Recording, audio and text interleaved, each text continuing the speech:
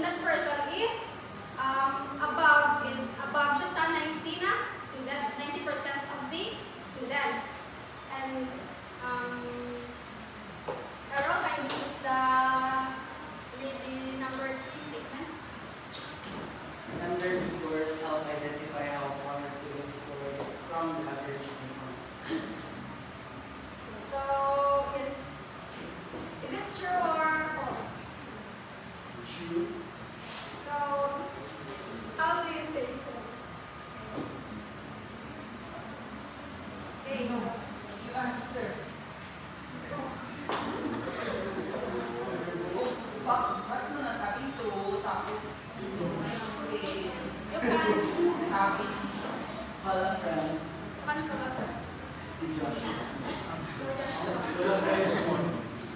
Joshua, why does the statement number 3 is I think standard score siya kahit i-identify niya kung ano para yung students sa kailangan niya maabot, like bawa sa passing score, out 50 ka items sa 30 yung mga passing score. So pila ka estudyante ang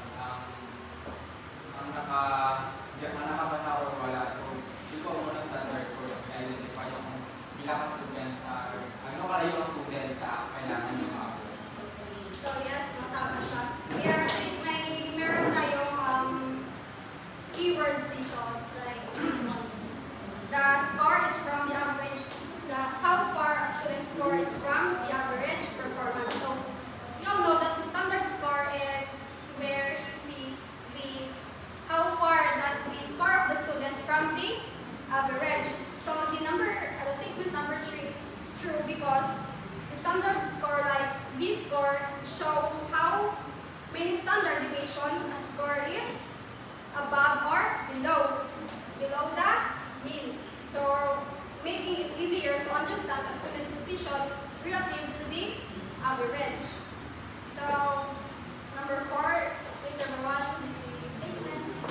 Educational research using standard scores allows researchers to compare performance across different groups or populations. So, can I ask? Is that to answer the I think it's the most. why do you say so? Kasi di ba yung standard score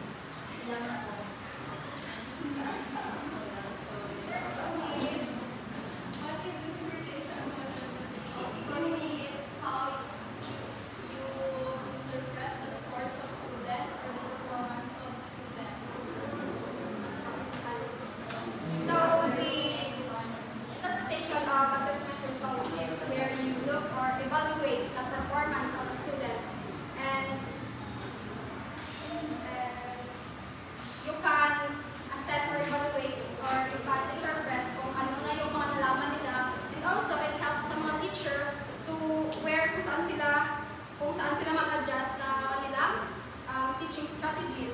And in short, it's about using the test scores to make smart decisions in educational and learning settings. Naintindihan everyone? Yes. Yes.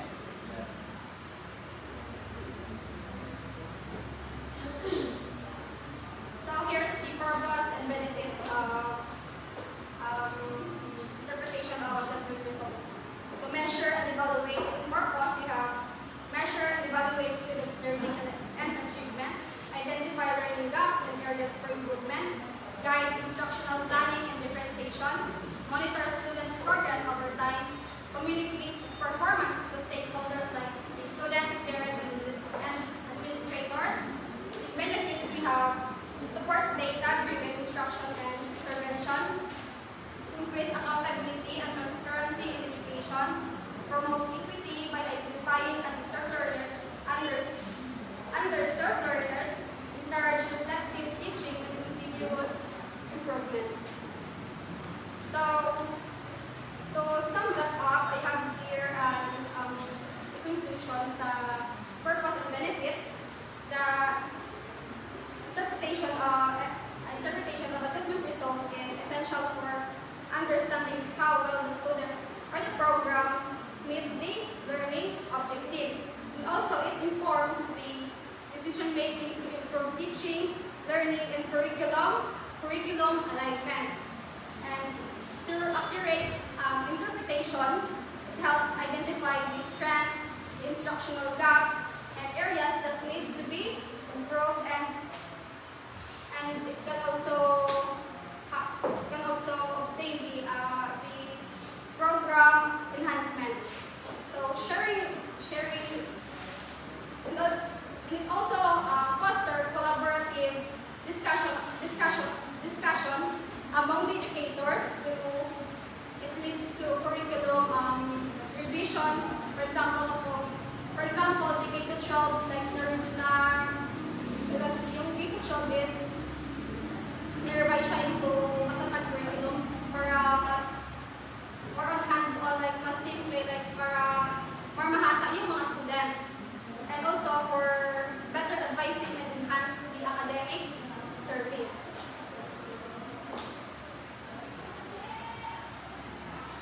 And for our last activity, can we read the directions? Much the scenario may follow me, the type of course may follow me. Response may be used once, more than once, or not at all. Write the one worksheet of So, number 1, a teacher wants to know how many questions students answer correctly on a 20-item classroom quiz. Miss Abdul Ghani is answering.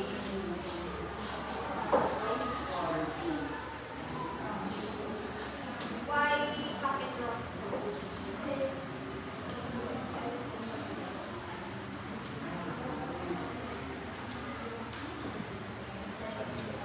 Gusto mo naman ng teacher kung kasi kayo sa pagkakas 20 items yung row score yung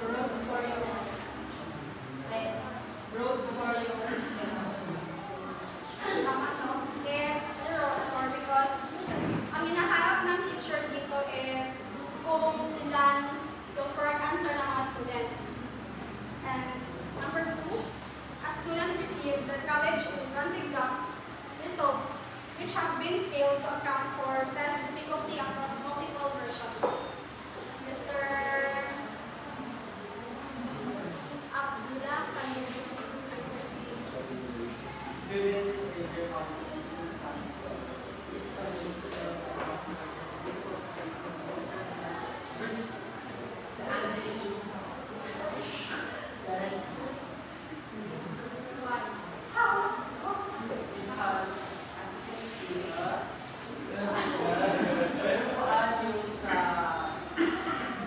yung sa entrance exam natin, meron siyang standard scores na kaya dapat parang dapat na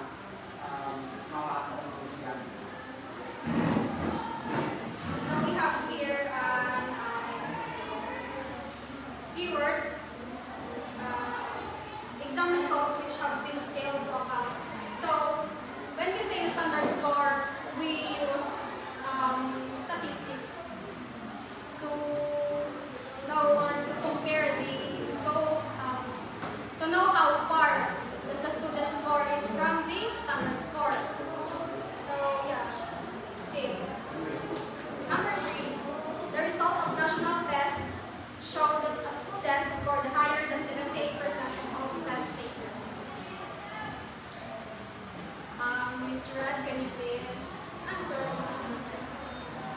Please take the topic. The result of national test shows that the students scored higher than 78% of all test takers. So the answer is the percentile score. If you ask why, because there is a may nakalagay na 78%. So, yes, that's correct. So, when we say the percentile score, it's because yeah, it shows the ranking of the students compared to others.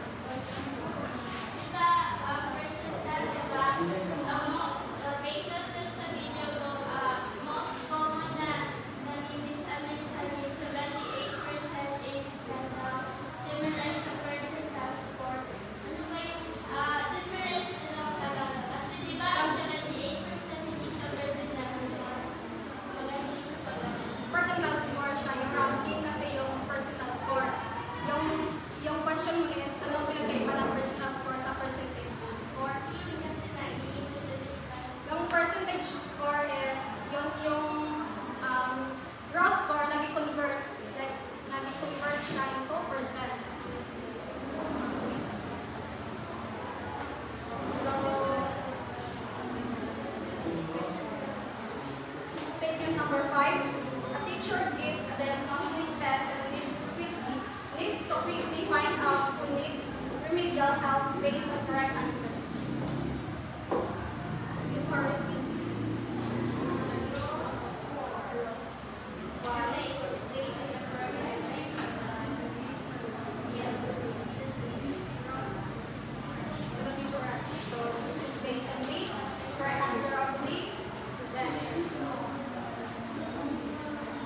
to sum that up,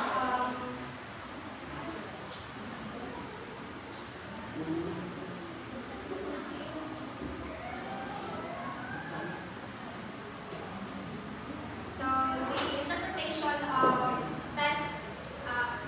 of assessment test results includes the raw score that it is the correct answer that the test taker obtained.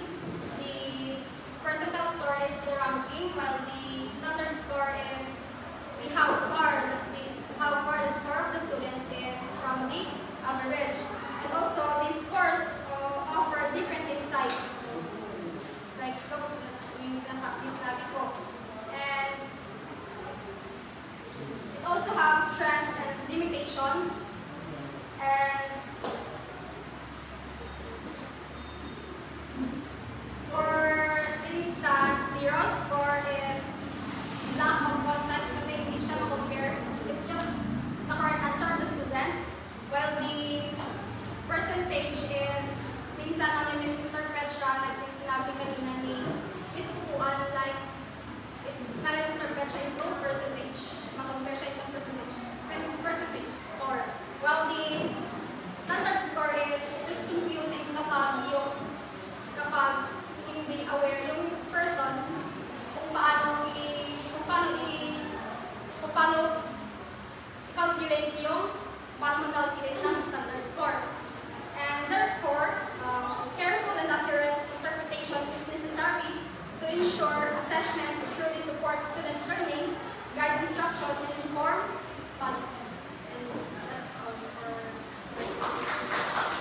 Can we go back to the last video? Johanna, may question pa para doon or may unawan ka na? At the part 2, pwede ba siya maging standard score? Kasi used to scale man ang standard scores. Number 1. Number 3, Number 3. the result na Hindi, hindi na maging standard ng mga Yung number 3.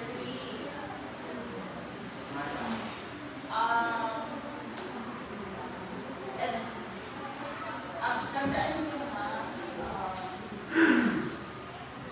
I think related din sa sagot ni explanation ni Joshua kanina.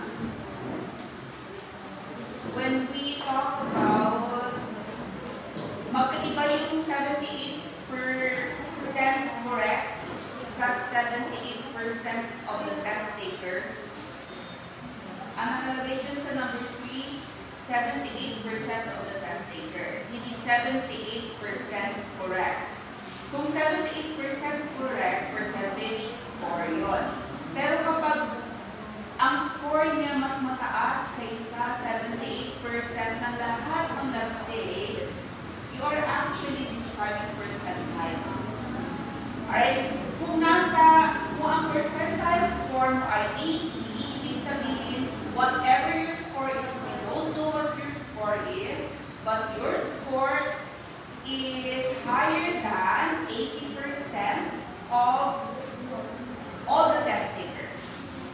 Okay, kapag ang comparison na sa test takers, and then sinasabi niya ilang percent ng test taker ang nauusan ng score mo, we are talking about percentile.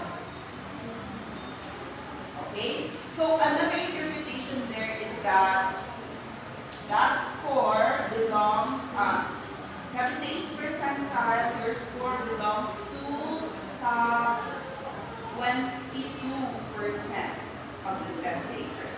Kung 99 percentile ka, your score belongs to top 1%. Yun ang sabihin nun. Or your score is higher than 99% of all the same exam. Yan ang characteristic ng percentile. Alright? You are being compared to those who took the same exam. So why isn't that standard score? May iba tayong scores for standard score, and percentile is not among those. Ituturo sa atin later, si Hani ang tuturo sa inyo yan. Examples of standard scores are like Z-score, E-score. Hindi pa sila nakapanood, no? So hindi nyo pa sila nakapanood. So by Saturday, sabi sa kanila by Saturday, this week, dapat naka-upload na sila. Tingnan nyo kung ano yung difference nitong standard score. Okay? Just some correction ha, kasi hindi yata nabantayan yung mga result kanina yung sagot ni Joshua. Explaining what is, saan na nga yun? Number 2 ba yun? Yung sinagutan mo, ano yung sinagutan mo? Number 2 yun. Sa kabila. Yung another activity. So, sige daw, let's go there.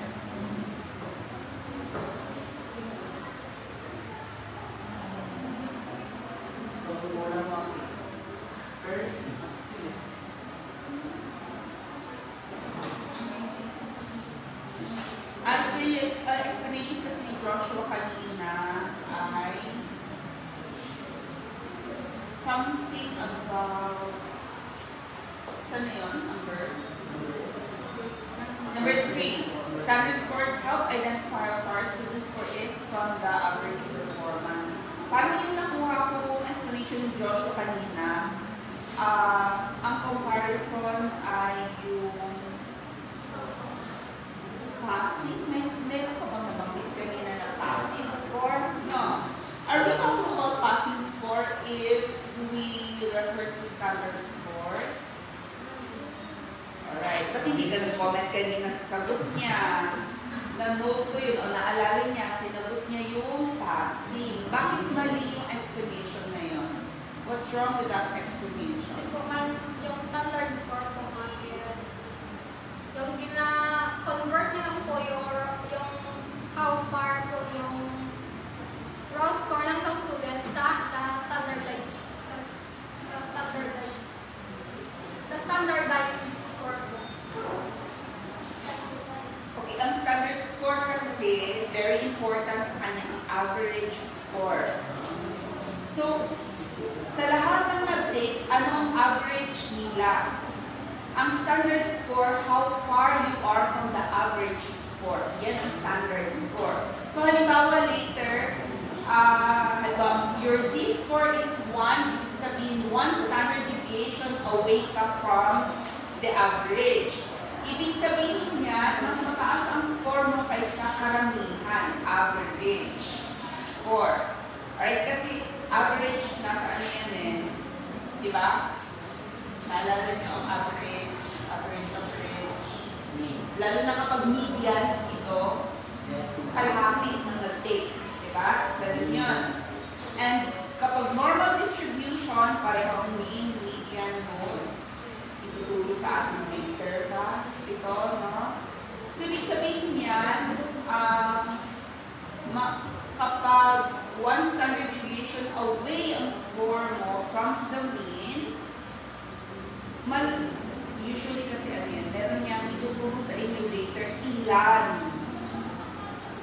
ang equivalent niyan.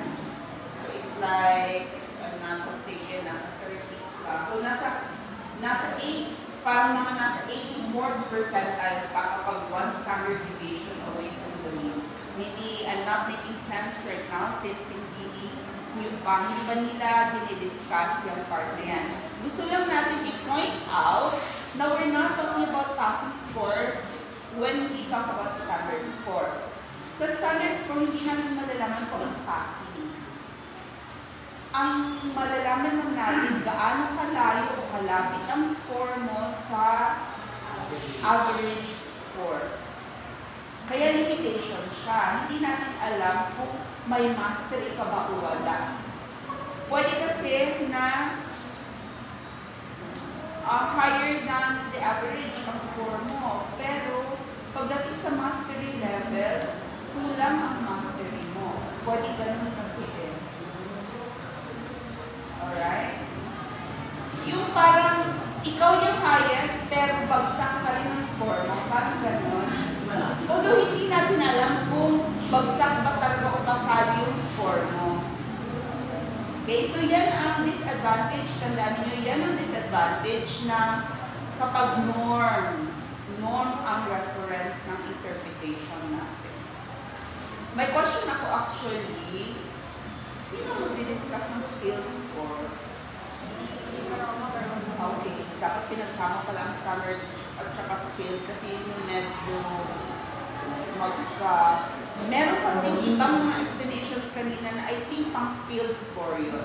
Pero hindi na lang muna ako comment kasi hintayin natin ang discussion ng skill. Hopefully, at isa kasi sa sinabi ko sa kanila, compare contrast. So, dapat na-compare ang skill score sa standard score. So, medyo premature kapag i-discuss natin ito. Okay, note nyo lang yung difference later kapag i-discuss nyo. Okay? Ano ba yung... bakit nga ulit tayo percentage at hindi lang raw score?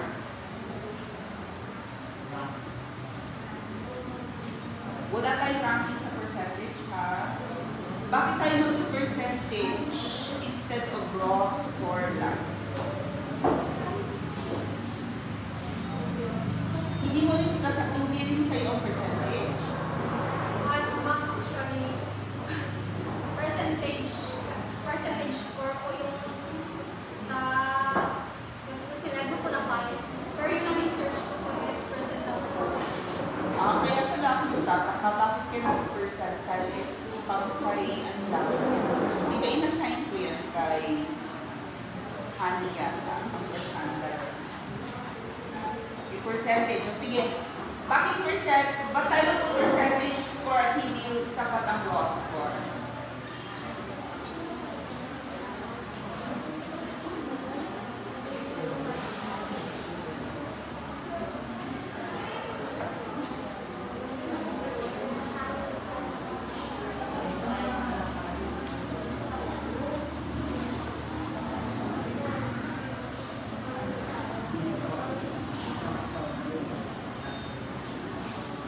Pag sinabi ko class, halimbawa, nalaman ninyo na ang raw score ninyo ay 85. Matutuwa kayo hindi. Ang raw score ninyo ay 85. Matutuwa kayo hindi.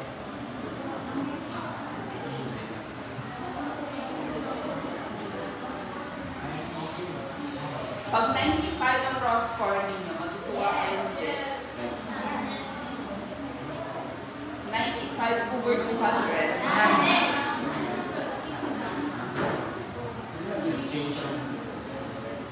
Okay, nag-assume kayo no, na 100. Over 100. Alright, so ang limitation ng raw score.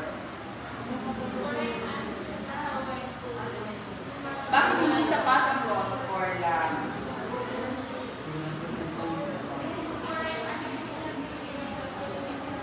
Although actually, in reality ang raw score, sasabihin naman nila sa'yo, out of 100, ito ang nakuha mo. Out of 50, ito ang nakuha mo. Out of 75, ito yung nakuha mo. Alright? Pero hindi mo alam, sa tatlong exams